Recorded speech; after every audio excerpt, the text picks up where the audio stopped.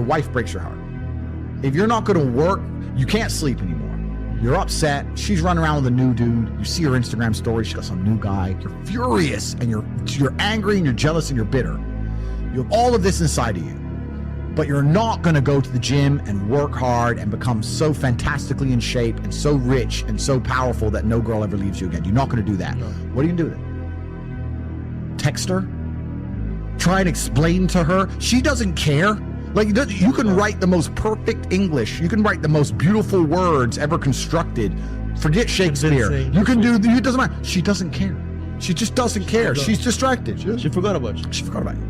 So what are you going to do with all of that inside of you if it's not positive? Well, it's going to consume you and you're going to end up self-destructive, or you're going to embarrass yourself, or you can take all of that and put yourself in a position where it never happens to you again. Those are the choices. So what's the most intelligent choice to make? Yeah. You know, I don't understand how many humans function in the world today. I don't get people who don't think like me. I don't understand it. I'm like, well, then how have you survived this long? Life is hard. Life is difficult. Maybe I've just been unlucky, which I don't believe in, but I've had so much trauma and bad events and negativity and stress and all these things that have happened to me.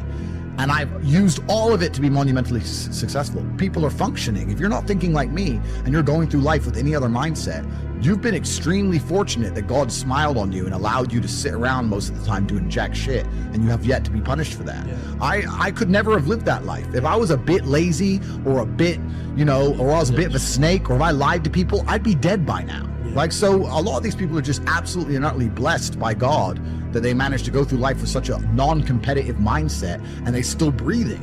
Like, I don't understand how people can think any other way. Yeah. I've spoken to dudes and like, yeah, I had a bad couple months. Why? Oh, my girl left me. You've wasted months? You've wasted months? Oh, like you had think of how much God loves you to have given you the grace and given you the opportunity to waste months of human time over some chick. Like, talk about blessed head to toe. If I waste months, empires are going to collapse. I'm going to end up in a cell or dead if I waste months. I have things to do every single day. I can't waste a second.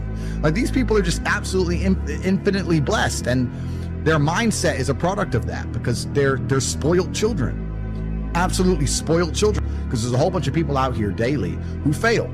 There are men out here who fail daily and they have yet to feel the true consequence for it. They fail to go to the gym when they know they should have gone to the gym.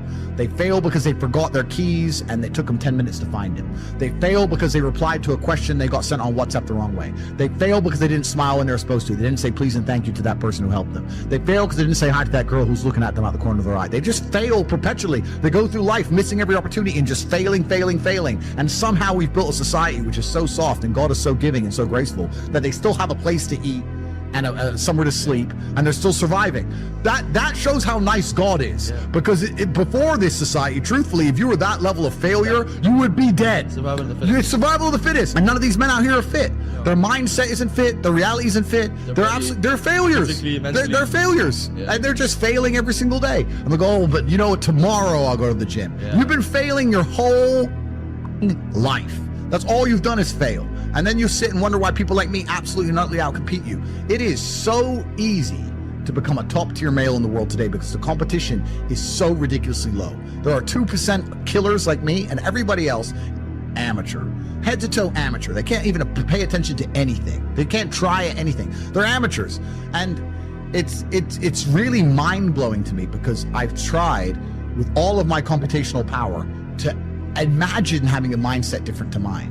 And I just can't see a reality worth having. I can't see a reality worth living. I can't see how you're going to build a life worth experiencing if you have any other mindsets.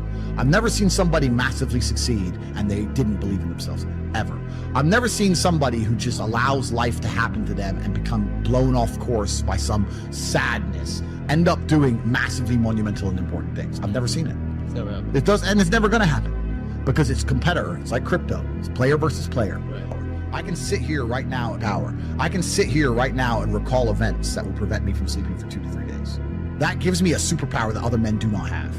They want to go to sleep. They're tired. I can stop being tired for days at a time. I can just have a thought. I can remember. I can sit, close my eyes, and use the power of my brain to vividly remember events, and I will not sleep for days.